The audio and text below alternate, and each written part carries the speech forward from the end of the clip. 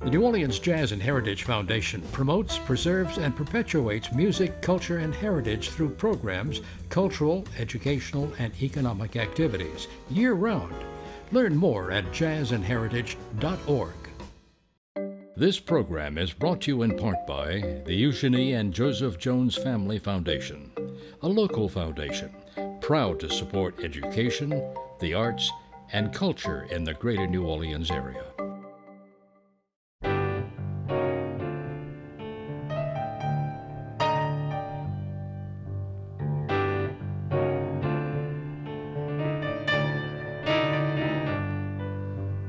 I'm Peggy Scott Laborde, and welcome to Steppin Out, with updates from the local restaurant, arts, and entertainment scenes. Joining me, Poppy Tooker, host of Louisiana Eats on WWNO Radio. Howdy.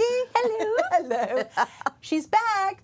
Dianne Honoré, tour guide, Hello. focusing on the legendary Storyville district, also a civic activist, and so much more. Welcome back. Thank you for having me. Yes.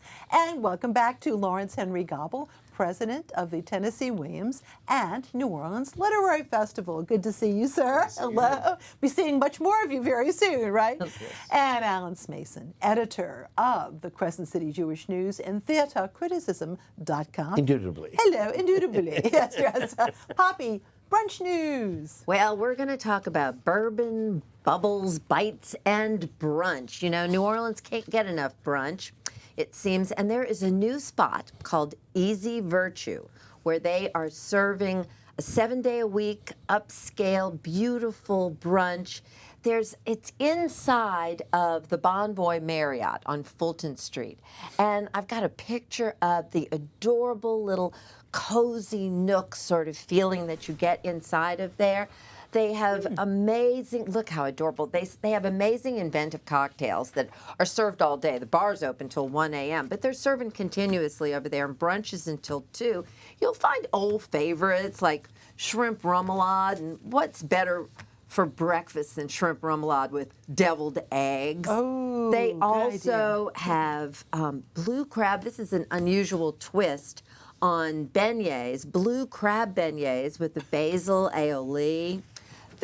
There's something I'm dying to have, a pig Pop-Tart, which is basically like cochon de lait inside of a Pop-Tart with a little crystal hot sauce glaze on top. They also have like lunchy things too, like this fabulous 3-onion soup, just like I love it, French toast. It's a great menu. And if you love bourbon, there's over 100 bourbons included, including rare selections, too, from Buffalo Trace. And they want to invite everybody to come celebrate St. Patrick's Day with them because they are serving a Lucky Charms milk punch. Yes, the Lucky Charms are marinating in that milk punch. But I wanted everybody to know that rain or shine, the St. Patrick's Parade Party uptown at Gree is going to be on. And their frozen Irish coffee is back. And of course, they're right there in the midst of that St. Patrick's Day parade fun, and so everybody needs to head on over there. Plus, also, right next door, Gree to go, they're going to be serving corned beef sandwiches to go and all sorts of yummy things that if you're out at the parade, you can pick up a sandwich to go, you can get a frozen Irish coffee to go, you can have a big time at Gree this weekend. And now I have to make a true confession. I have a new love, Peg, and it's a serious love affair with me and the Lambo. The Lambo, of course, can be found at Smoke and Honey, and this is a ideal poor boy. It's on Gendusa French bread, for instance. But nobody ever gave me a lamb poor boy before. I'm so terrible with pictures. I had to have a bite before I could take that picture because I'm bad like that. With whipped feta, pickled onions, and cucumbers, and it's fabulous. So, you know, Smoke and Honey is over there in Bienville. We've talked about them, and they're open 7 days a week. They open up at 8 a.m. And this is so smart that really coffee science has opened up an outpost. So it's like a second bricks and mortar. And actually, I know what a serious business this is for them because Tom Oliver himself was there. And he insisted that I try the first local canned cold brew coffee that he's doing from Coffee Science. And I want everybody to know about the Lambo. It's on the menu, but eventually they're going to be serving all day long through dinner. And they just started serving dinner now until 9 Oh, o'clock. that's good news. Monday and Tuesday nights. Okay. And oh my goodness, the authentic Greek dishes that she is preparing, my friend Vasiliki.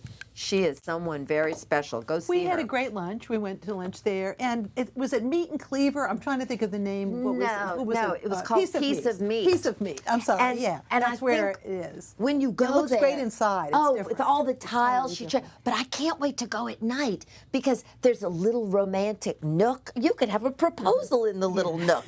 We sat in a nook. It's going to be magical at night. I can tell you that, and great cocktails too. Good, yeah. The configuration is different because with the other, there weren't that many seats inside, but now there are, which is great news. Thank you so much. Thank you. And Dianne, we are looking ahead for next week for the Tennessee Williams Festival, and one aspect of the Tennessee Williams Festival are tours, and you're giving one. Yes, I am. I'm giving the historic Storyville tour. So, and we will cover stories of Louis Armstrong and great musicians. Yes, from and we've the got area. some photos of some of our favorite Yes. historic personages like Armstrong. Now, the connection to Armstrong, tell us about that in Storyville. You know, part of his young life was spent in an area. He called it back of town, but part of that was Black Storyville. So, you know, he has a lot to do with that area. He did also deliver coal in Storyville proper. So, you know, I'll be highlighting some things on him and Jelly Roll Morton. Yes, definitely. And who played in Storyville at some of the houses. He did, yes, he did. And we'll be talking about that and playing a little bit of his music, actually. And Tony Jackson. Yes, Pretty Baby. Yes. Wow. Yeah. And then this is an incredible photograph because these are women who were of the evening, shall we Yes, say. I mean, the yes. faces, and you think about everybody's got a story. Huh? Yes, everybody's got a story, and we will be touching on some of those stories, the lives of some of these women, including some of the infamous madams from the area, like Lulu White and Josie Arlington. Now, so you're going to also go down what was the Tango Belt when you walk from the Yes. quarter over to Storyville. Yes, That'll the infamous Tango Belt. Yes, and let's talk about Lizzie here. Lizzie Miles, a great singer, blues singer, jazz singer. And I'm going to highlight some of the women of the era, not necessarily that were in Storyville And she was proper, not a prostitute. but Let's be no, very she clear was on not. that. She was a No, chanteuse. yes, yes. So she's a great singer. So I'll be highlighting women like her and Mamie Daydoon, who influenced Jelly Roll Morton. So very exciting. Good. Well, great. And so it's you'll be doing quite a few of these. Yes, with every Thursday day, through Saturday. Thursday, Friday, Saturday, 10 to 12. And so you come to the heart of the festival at the Montleon, and so you would leave from there and then Yes. walk with you. So I think Yes. that's going to be so much fun. Also, you do, as I said, so many things, and you are a tour guide. You do many tours. Yes. So we would be remiss if we didn't mention your email address Thank you. too. Yes. Absolutely. And if she looks familiar, okay, because she's been on our show many times, but most recently as a baby doll. Yes. You've got your own baby doll crew. Who during came Mardi out of Gras. Storyville, in fact. Exactly. Yes. Very good. So we're all connected here. But it's always Yes. great to see you again. Thank you. And going over, of course, to Mr. Lawrence to talk about the festival, something happening this weekend. This weekend, we're kicking it off with the Stella Shout. I'm very excited about it. Very excited to have Brian back to host it, and we have some amazing judges, including the most beautiful Alexandra Daddario from White Lotus and Mayfair Witches, Leslie Castay from Mayfair Witches. We also are doing what we started last year, giving back to the community with the Family Justice Center. So we're doing a fundraiser along with it, and this year we're adding in 988, which is the mental crisis and suicide prevention number. It used to be an 800 number. Now you just dial 988 if you have any issues at all. We're so happy to add that in because of the richness of. So the sponsorship Yep. that you have, that money is going to the domestic, Yes. the crisis center as well, to the festival as well. Yes. I love that. Yeah. Very good. And we should point out this is the St. Peter Street side. I mean, you can't miss it because it does draw a bit of a crowd. We'll be there. So looking forward to all of that. And then moving on to during the week, we've got some there's so many things going on with the festival. It takes 2 weekends to even talk about it. But the nighttime events I'm particularly intrigued by. Absolutely. Can you do an overview? Opening night we have Jacob Storms, who's done Tennessee Rising, and it's the coming of age of Tennessee from 39 to like 1943. And A Young Tennessee is a story he wrote. Alan Cumming directed it. Really amazing. So happy to have that. And actually, Leslie's going to be there with Tallulah to kick it off. That's going to be so great. Yes, so much fun. Thursday night we have Tennessee at Night, The Darkness, and it's really about the erotic things of Tennessee, of his poems and his writing. Some things we haven't even heard of, and they're comical, some of them. And Saturday we have Christian LeBlanc coming to do the second act of Cat on a Hot Tin Roof as a performance and a talk back at the ballroom at Monteleone. It's going to be really quite It'll be very exciting. Now, and once again, the festival is the sort of umbrella organization of some other special events, including Saints and Sinners. Yes, Saints and Sinners is the LGBTQ literary festival, which is now the longest running in the world, and it is internationally known. It's an amazing festival. Over 20 years now. Over 20 years, and last year we added another festival, so we have 3 festivals going on at once, and that's the last Bohemian Festival, the Bohemian Fringe Festival at Always Lounge. This year it's going to end at John Cameron Mitchell's house for a soiree on Saturday night.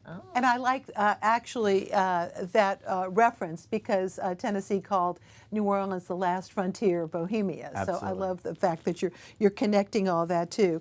Well, I wanted to also highlight, in addition to what Lawrence has just said, we have got a lot of great writers that'll be coming to town. And so quite a few authors who'll be coming. Let me tell you about some of these as well. A Pulitzer Prize winning novelist, Michael Cunningham, NPR book critic Maureen Corrigan, Irish-born novelist Colm Tobin. What a coup that is! This is his debut. I just rewatched the movie based on his novel Brooklyn, about a young Irish lass who comes to New York, and this so very good. And New Orleans novelist Carlos Ruffin. He's got a brand new book. Yep. Extremely exciting. And then comedian and writer Julio Torres. So really wonderful. Again, the festival starts next Wednesday through Sunday. Go to TennesseeWilliams.net for a complete schedule because you really need to check all this out. And now over to Mr. Allen. All right. With a subtitle, The Carole King Musical, it's easy to conceive that Beautiful is a musical that only deals with the life of the legendary songwriter Carole King and ancillary figures in her life. But really, the story is largely about 2 competing groups of composers and lyricists, Carole King and lyricist Jerry Joffin, and Cynthia Weil, the lyricist and composer Barry Mann, all married. One of the 4 main characters depicted, though, is Carole King, who emerged as the only solo artist to come out into her own right. And that part of the story is dealt with in the second act, pretty much, and you'll get to see tapestry and all of that. But a good deal of Douglas McGrath's book for the second act really depicts the real-life competition that the 2 songwriting teams had in both the first and second act. So this is Johnny Buisson's directorial debut, and she's, of course, known as a choreographer, done casting for several of the shows at Le Petit before with her staging for other works, but this is where she's actually had an opportunity to go out on her own, and she cast the roles of Carole King and Cynthia Weil with Melissa Campbell and Stephanie Toops Avery, and both of them are wonderful. Frank Van Hoven and E.J. Doring play Jerry Joffin and Barry Mann, the male partners, and the musical acts are also the big songwriting teams writing for are also part of this musical. Girl groups like the Shirelles and male chart toppers like the Drifters and the Righteous Brothers are all depicted and all singing beautifully. This is a very big cast, and I have to tell you, a large number of ensemble pieces that pull this show together. Great Carole King standards early on, like One Fine Day, Some Kind of Wonderful, and Take Good Care of My Baby, are pitted against On Broadway and You've Lost That Love and Feeling, and of course then all the big songs out of Tapestry. Wonderful arrangements conducted by Jefferson Turner and his talented ensemble in the pit make this musical even more special. It's the first time for Johnny Buisson to score what I consider a #1 hit, thanks to producing executive director Don Scott Cooper and A.J. Allegra for giving Johnny this beautiful, shining opportunity. If ever there were a testament to her talent as a choreographer and now a director, it would be hard to find a more beautiful example. Okay, beautiful, by the way, has been extended through April the 7th. Go check it out now. Now, just in time for the Tennessee Williams New Orleans Literary Festival, we have Kingdom of Earth. This is the Tennessee Williams Theater Company's production, again, also known as The Seven Descents of Myrtle. Directed by Augustin Carrero Jr., Kingdom of Earth is a dark play that literally depicts a house divided. The three actors are Edward Carter Simon, who plays Chicken, Rebecca Elizabeth Hollingsworth as Myrtle, and Benjamin Darty, who plays Lot, the half-brother to Chicken. The set is designed on several levels, thus the veiled reference to the stairway that leads from the upstairs bedroom to the kitchen, the two primary areas of the stage in which the action takes place, and of course the many times that Myrtle will descend to do the bidding of her new husband or to interact with her half-brother. Myrtle is the pivotal character in this drama, an object of desire and a means to an end for both of the half-brothers. Chicken, whose dark complexion more or less betrays his biracial parentage, wants to inherit the home and the land on which he's lived his entire life. But Lot is dying, and the marriage is his way of getting even with his sibling. Lot, of course, being the product of a legal marriage, is the sole heir, and he elects to marry Myrtle as a way of leaving behind a widow and putting Chicken's claim on the property into question. The performances, by the way, of all three actors are riveting, well-directed, great sound design by Nick Shackelford. It keeps the tension going as the property is about to be inundated by a breached levee. Diane K. Bass handles the lighting to great effect, and again, I recommend people check this one out too. Kingdom of Earth continues through next weekend at Loyola. Meanwhile, Goat in the Road Productions has come up with a unique perspective on the Ukraine war. It's titled Top 5 Survival Moves, and it's based on a collaboration with Katya Chizhayeva, a New Orleans woman who has actually strong connections to the people there. She hailed from there, her family, but she also works there with people who are experiencing the war and suffering from post-traumatic stress disorder. Top 5 Survival Moves is 28 different scenes that tell the stories of some of the people affected by the war that's been going on and now is entering its third year. Directed by Chris Kamenstein, there's a small cast of players, including Katya herself, who play a number of different characters. The connection of the characters, one to the other, and their stress dealing with the war and their emotions is palpable. I have to tell you, there's a lot of funny moments that pop up every now and then, so it's not all a downer, but it does make you think about the relationships. There's heartbreaking moments, too, that make us somewhat squeamish. That's the nature of war, though. Top 5 Survival Moves finishes at the CAC this Sunday. Now, by the way, this coming up right here is a photo that I have to show of Jake Wynn Stott as Judas and Michael Moore as Jesus. They're going to be opening in Jesus Christ Superstar tomorrow night. This will be directed by Ken Beck, and by the way, he set it, as you can see, the costumes back in biblical, not modern times, so that'll be an interesting take on that. Meanwhile, the National World War II Museum is presenting the Diary of Anne Frank this weekend and next weekend, with a few seats remaining for this weekend. Many more seats are available for next weekend's closing dates, though, and it's not been confirmed, but I am hoping that Rachel Whitman Groves, the director, and several of her Anne Frank stars may show up on my show on Monday night for NOLA Theater Talk. We may be live or we may be pre-recorded. We haven't figured that out yet, but I hope to have a show on Monday night regardless, no matter what happens, about the Diary of Anne Frank. So we'll check that out. Again, it's on the NOLA Theater Folk Facebook group, the theatercriticism.com Facebook page, as well as my own YouTube channel. I love folks who are so versatile, and a great example is Rachel Groves, because she's a fine actress, Yes. and here she is popping up once again as a director. She wanted to do this, and from the get-go, she's just really plunged into it. There are certain aspects of this, too. Several of the players, the dramaturg is Jewish, and one of the players who plays Peter is also Jewish, with actually Holocaust survivors in his past. So again, you know, if you go to see this, it's a brand new adaptation by Wendy Castleman, and it deals with some of the storyline that you never have heard before that was excised by Otto Frank, the father. When it came time to publish, he took things out about her growing into a woman, having feelings for other people in the attic that they were staying in that might not have been appropriate, he thought. So he excised it, and now they brought it back now. And so some of this stuff is a little on the steamy side, you know. But again, it's all a part of a girl growing up. And remember that the title of this was not The Diary of Anne Frank, it was The Diary of a Young Girl. That was the actual title when it came out. I didn't know that. Oh, yeah. Okay. And also, Rachel's husband, Casey, is also very versatile, teacher, actor, and director, and played Father Seeloss for many years, and also a video, which WYES aired. So, yeah, that's a talented couple, to say the least, you know. Well, now it's time for our Picks of the Week. Poppy. I want to remind everybody, April 5th and 6th, it's time for the 16th annual Hogs for the Cause. They're having a Sweet 16 celebration, and it's going to be, get your tickets, get them now. And Peggy, I just wanted to tell you, I'm so glad that the Tennessee Williams Festival starts with Stella now, because I think even Sally Ann Glassman would agree. Everyone standing in the square yelling, Stella! I bet Tennessee Williams just comes down to be with you all. That's how I'm envisioning it. It would be nice to think that. I We have to believe. thank the artists who are very patient, because the artists are usually there, in the square, and for a few hours we have to ask them if they wouldn't mind moving, and we appreciate their real, as I said, patience. Thank you. But that's Congratulations. And don't forget, there's a bunch of people also yelling, Stanley! Well, that's true. Plus, for 2 years we had a mime.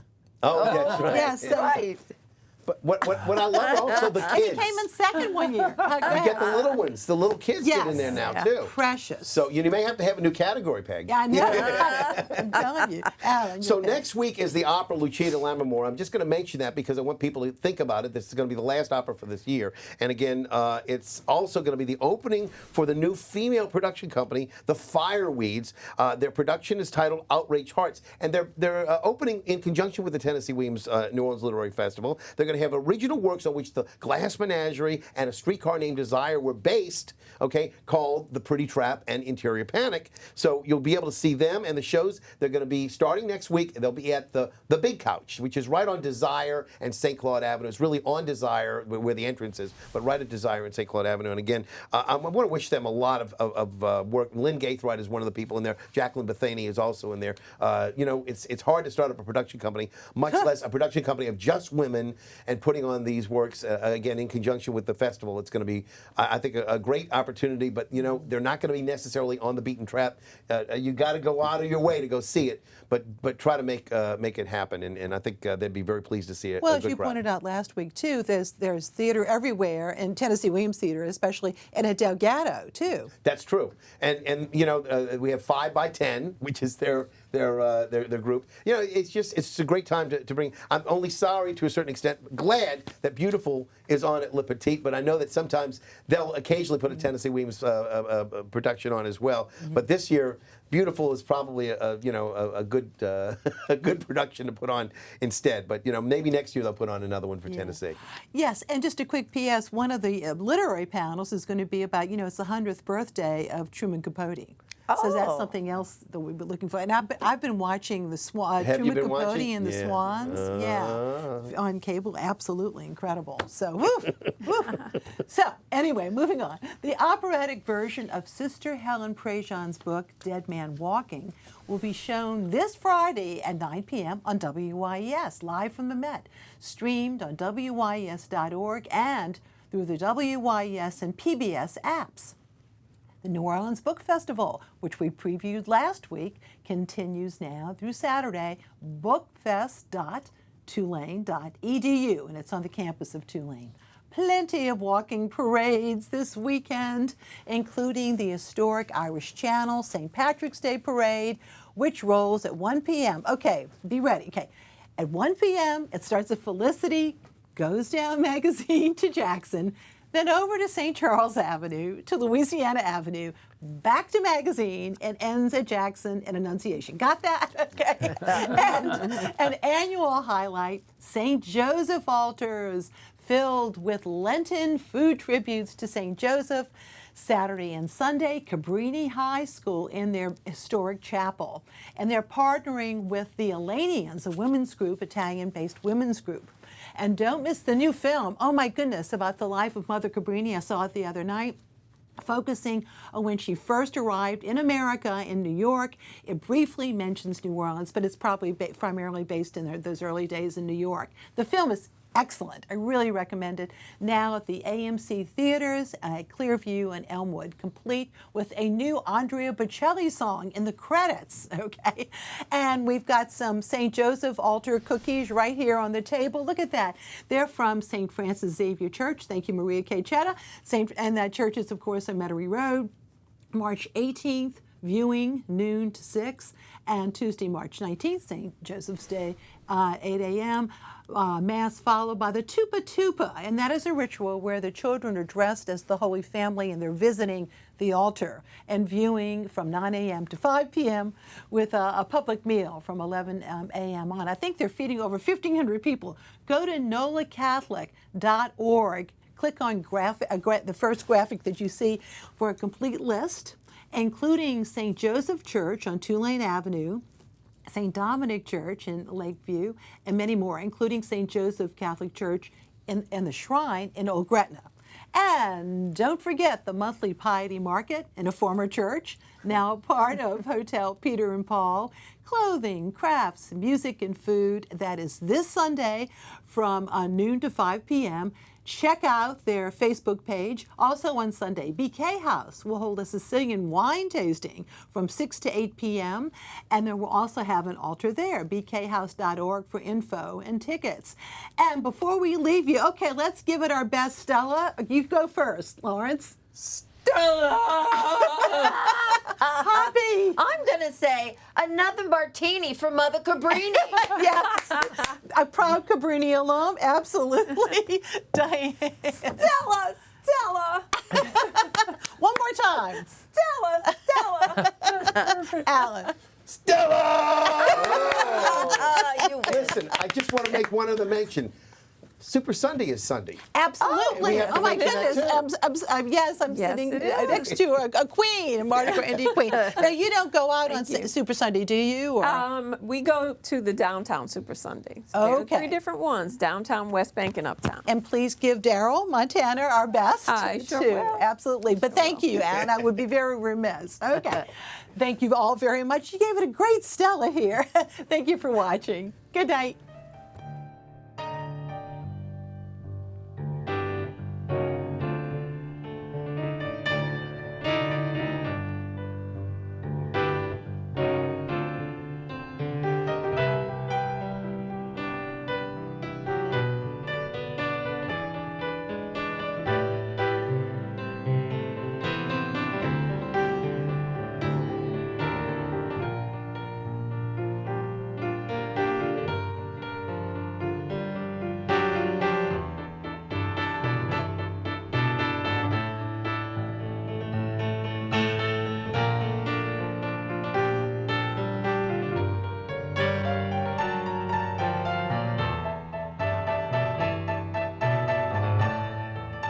The New Orleans Jazz and Heritage Foundation promotes, preserves, and perpetuates music, culture, and heritage through programs, cultural, educational, and economic activities year-round.